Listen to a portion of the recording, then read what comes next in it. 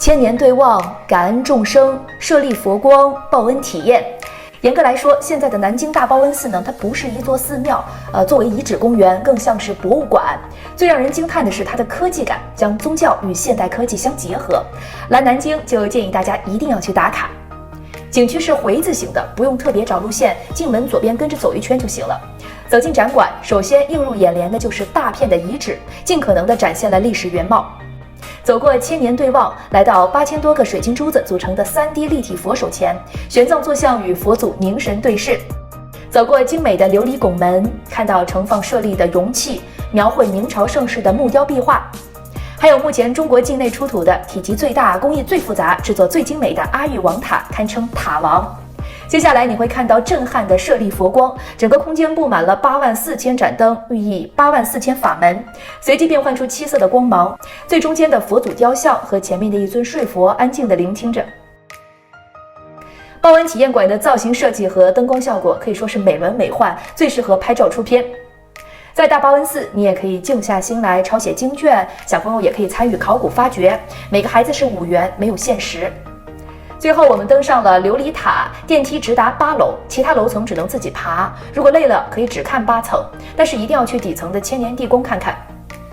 关于餐厅，非常推荐大报恩寺旁边的 N 空间，步行大概5分钟，餐厅环境很好，西餐的味道是出乎意料的好。大报恩寺遗址是中国规格最高、规模最大、保存最完整的寺庙遗址，也是来南京必打卡的景点之一。很多人问大报恩寺和牛首山到底该选哪个？我觉得呢是都很值。论震撼还是牛首山，毕竟呢那个是花了40亿打造的地宫。大报恩寺最大的优势呢就是它的位置是在市区，逛完之后还可以去附近的夫子庙、老门东继续逛，比较方便。来南京怎么能不去夫子庙？晚上的夫子庙虽然人很多，但是非常漂亮，很有特色。如果想在秦淮河上坐船游览，推荐大家选择傍晚后的行程。购票，游船分东线和西线，可以提前在网上买票，也可以在购票口直接扫2维码购票，不需要排队。东西2条线呢是在不同的登船口，不要走错了。票价是东线100元，西线140元每人。区别在于东线是传统路线，那西线呢添加了灯光秀。所谓的灯光秀呢，就是在船上安装了一些投影仪，投射到两岸。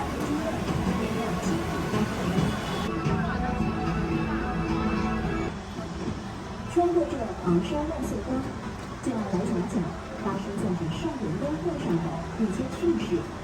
南都繁绘图。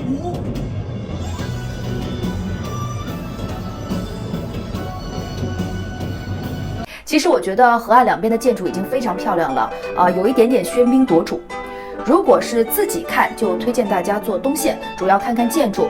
如果是带孩子呢，可以选择西线，因为灯光效果还是不错的，孩子很喜欢。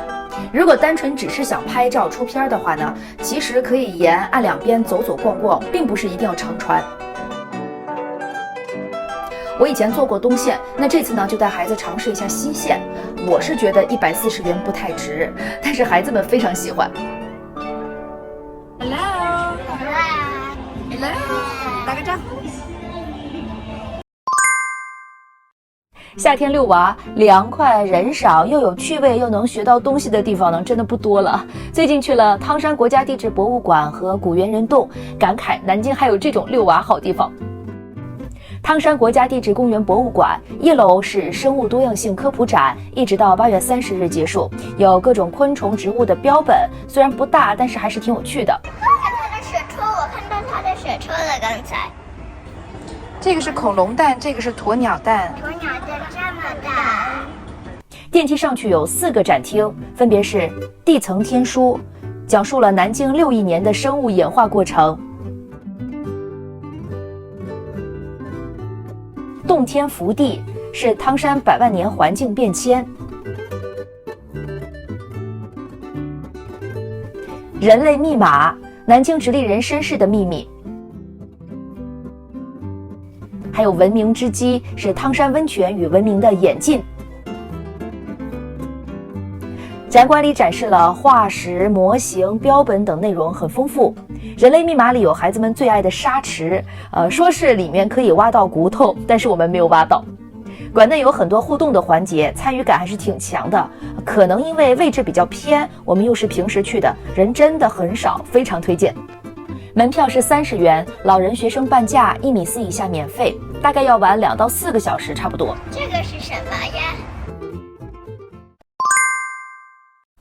就在博物馆不远处呢，就是古猿人洞，步行10分钟左右。南京直立人头骨化石就是在这儿发现的。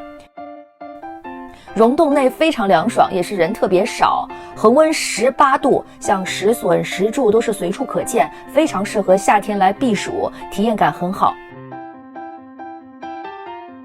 奇形怪状的钟乳石在5颜6色灯光的照耀下呢，就好像进入到了另一个世界。不过溶洞内呢，都是要自己爬楼梯的，有点陡也有点滑，不适合婴儿车和轮椅进去。洞外需要爬楼梯，大多数是有树荫的，就是蚊虫会比较多。古代人的小抄能有多恐怖？大小金榜和科举匾额是什么样的？科举怎么检查舞弊呢？你知道吗？南京夫子庙里有一个中国历史上规模最大、影响最广的科举考场，它就是斥巨资新建的地下4层博物馆——中国科举博物馆。你可以让孩子了解一下中国科举制度的兴衰史，古代学子多年寒窗苦读的艰辛，还有参加科举考试的过程。10年寒窗无人问，一举成名天下知。场馆就通过了文物展览和多媒体互动在线科考的场景，呈现了古代读书人考取功名之路。据说当年这里可以接纳2万多名考生同时考试，所以以后去夫子庙又多了一个景点。紫青湖野生动物世界白天特别晒，票价也贵，49元的夜场合适带小朋友来玩吗？先告诉你我的结论非常值得。这条视频告诉你怎样在夜场仅有的时间里玩到精华还不累。首先是购票，成人夜场需要提前至少1天买是49元，当天买就是78元了，1.2米以下不收费。提前准备好大包胡萝卜，3点半以前排队入园。因为最后一班小火车是4点20，入园之后根据提示牌直接走7、8分钟到小火车站。小火车一定要安排上，非常有意思。3、4点的时候排队的人并不多，但因为4点那班火车装不下夜场入园的所有人，所以呢还是要走快点，先来排队，否则就又要等20分钟了。提前带好胡萝卜或者生菜，在小火车上喂动物。因为羊群、鹿群还有鸵鸟、骆驼吃起来是一点都不客气尤其是骆驼会把嘴巴凑得非常近，我们真的是有点害怕。最后一个展区，白毛牛。在小火车上也能看到斑马、大象、狮子、老虎、黑熊、棕熊、狼、扬子鳄等动物。虽然夜场没有时间再开车自驾逛，差点意思，但是我觉得大部分动物呢也看了一眼，差不多了。火车大概20分钟左右，到站下车后，对面的丝路大巡游刚刚结束，但是呢，可以和演员以及骆驼、小马免费拍照。4点半到5点半的1个小时是看步行区的动物。如果你想尽可能多逛，可以租一个车，1小时80元。像我们比较佛系的话呢，就近看看重点。大门口的熊猫馆是一定要去看的。还有大象、猴子、斑马、小鹿、长颈鹿等等，都是可以近距离喂养接触的，但是呢，都不允许喂自带的食物只能是付费，大概10元到20元不等。也不知道这对阿姨在怕什么。玩夜场的朋友就不要想好好找个餐厅吃饭了，建议自带食物，半小时解决。因为6点钟海狮表演开始了，也可以和海狮拍照，应该是50元一次。表演在6点15分结束，半个小时逛逛旁边的飞鸟天堂和火烈鸟馆，就可以去大马戏表演场占个座位了。大马戏表演周末建议早些提前入场，我们是周4去的，人不多，提前15分钟位置都还不错。要注意马戏表演周2是没有的。大概40几分钟，表演项目很多。总的来说呢，还是挺不错的，应该是整个动物世界最值得看的表演了，一定要安排上。看完马戏，如果你是住在紫青湖酒店，或者还不想回家，就可以在8点15分去看一看楼兰歌舞秀，休息一下。个人觉得挺无聊的。总结一下夜场的缺点第一，基本上是参与不了欢乐世界的4个机动游戏。第二，其实大多数动物呢都能看到，不过时间上的限制也仅限于看个大概。那优点是肯定大于缺点的，最重要的几个项目，大马戏、小火车、海狮表演、动物喂食互动都能安排上。坐完火车4点多钟了，也不怎么晒了，成人价格才49元，感觉是可以经常来的，就只是看看演出，坐火车，轻松遛娃。花灯、皮影戏、魔术、剪纸、曲艺，很多人可能不知道啊，夫子庙里藏着的秦淮非遗馆绝对是个遛娃的好地方。非遗馆一共有3层，面积不大，但麻雀虽小，五脏俱全。你可以让孩子们了解民间传统艺术皮影戏，参加流光溢彩的秦淮灯会，感受绳结、微雕、布艺、泥人、风筝等的制作精美，体会到甲骨文的内涵与魅力。在西藏特展厅里看看藏族人民特有的文化，在非遗书吧安静地看看书。以上这些活动呢，全都是免费的。在非遗馆里也有部分活动需要单独付费，推荐给大家2个值得参与的活动。第一个是精灵魔幻秀，是在1楼的魔术表演。虽然说魔术没有动用到什么豪华的大道具啊，但是孩子可以坐在非常近的位置，很清楚地看到硬币怎么变的桌子怎么飞起来了等等。最好的是它的互动环节特别的多，一半的孩子都能够参与到魔术当中。最后还教给孩子一个小魔术的变法，每个人都得到了一份魔术道具，我俩女儿看完都非常喜欢。还有一个付费项目是古风沉浸体验明朝那些事儿，可以穿上门口的汉服体验拍照，成人是49.9块，儿童是29.9块。秦淮非遗馆就在夫子庙里面，下午逛完太阳没有那么晒的时候，就能够出来逛逛夫子庙了。现在南京的天气真的太热了，只能室内遛娃。那今天给大家推荐2个室内免费的小众博物馆，人特别少，内容还特别好。南京是6朝古都10朝都会，历史源远流长，而南京明城墙承载的是中国的历史演变。我们去了南京城墙博物馆，人不多，参观也不枯燥，可以看到古城的沙盘，用城砖设计的巨大的砖墙，2000多件文物展示，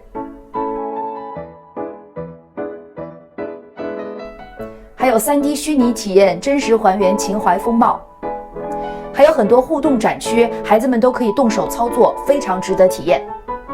城墙博物馆就在老东门附近，参观完就可以去吃南京小吃。整个参观时间大概是2小时左右，门票是免费的，但是如果需要看特展的话，就需要再付30元。最好是提前在公众号上预定，进去之后有免费存包。第2家呢是南京云锦博物馆，它在南京大屠杀纪念馆的对面，可以安排同一条线路参观。南京云锦呢是中国传统的丝织工艺品，有寸锦寸金之称。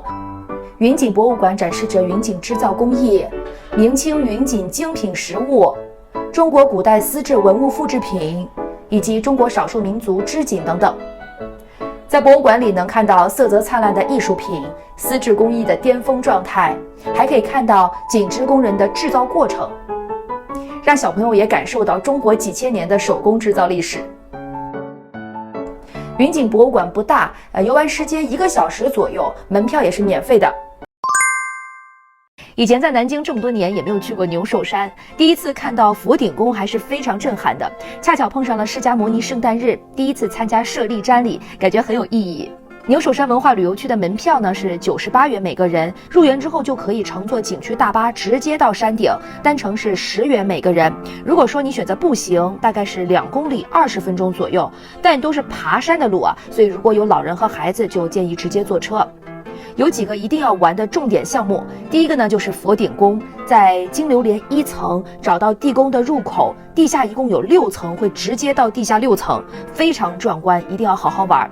那关于舍利瞻礼，其实每年呢只有20天左右是舍利瞻礼日，我们去的那一天恰巧碰到了，如果不是工作人员提到，我根本不知道。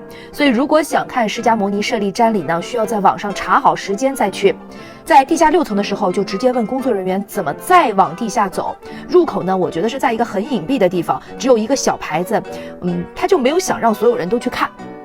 第3个呢，就是佛顶塔，是可以看到全景的，但是呢，它的楼梯非常狭窄，需要自己爬上去。如果是带小 baby 的话呢，可能不太方便。还有很多其他的景点，有时间呢也可以再玩。相比南京很多热门的网红景点来说，阅江楼是比较小众的，游览的人也不多。建筑是典型的明代皇家风格，很有特色，特别容易拍照出片，所以推荐给大家。阅江楼是江南4大名楼之一，有江南第1楼之称。它始建于明朝，主楼是高52米，一共7层，总建筑面积呢大约是5000平方米。阅江楼名字隐喻阅江揽胜之意，里面展现了很多明朝人物事迹，比如郑和下西洋。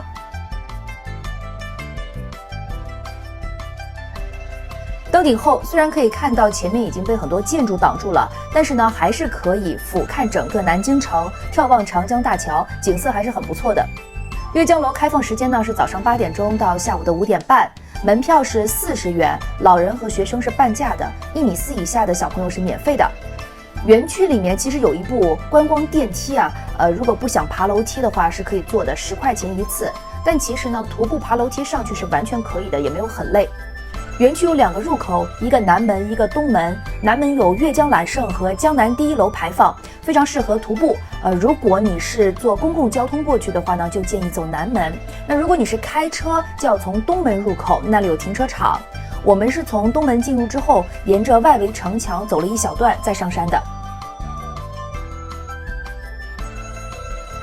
整个游览时间大概是1个半小时到2个小时。逛完阅江楼，也可以去旁边的天妃宫看看。